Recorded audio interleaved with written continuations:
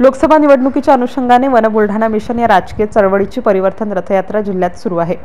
दिनांक 1 मार्च रोजी महिला मिळाल्याने खामगाव तालुक्यात रथयात्रा सुरू झाली। खामगाव तालुका पिंजून काढत परिवर्तन रथयात्रा उद्या मेहकर तालुक्यात प्रवेश करणार आहे। या माध्यमातूनच वन बुलढाणा मिशनचे संस्थापक तथा राजश्री शाहू परिवाराचे अध्यक्ष संदीप शेळके जनतेसमोर विकासाचे व्हिजन मांडत आहेत। या दरम्यान विकसित जिल्हा घडवण्याची प्रेरणा मिळत असल्याची प्रतिक्रिया संदीप शेळके यांनी व्यक्त केली। MCN न्यूज मराठीकरिता आनंद जवंजाळ, खामगाव।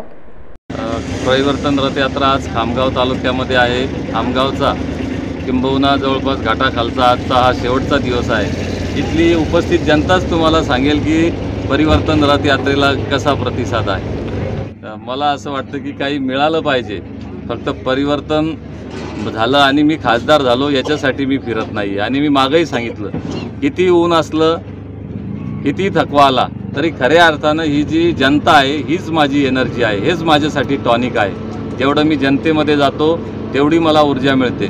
खाली प्रत्येक गावामध्ये, ग्रामीण भागामध्ये, शहरामध्ये प्रत्येक नागरिकाचे, मतदारांचे फार मोठे प्रश्न आहेत, फार मोठ्या समस्या आहेत, ते जाणून घेता येतं। त्याच्या माध्यमातून जिल्ह्याच्या विकासाची एक निश्चित अशी दिशा ठरवता येते।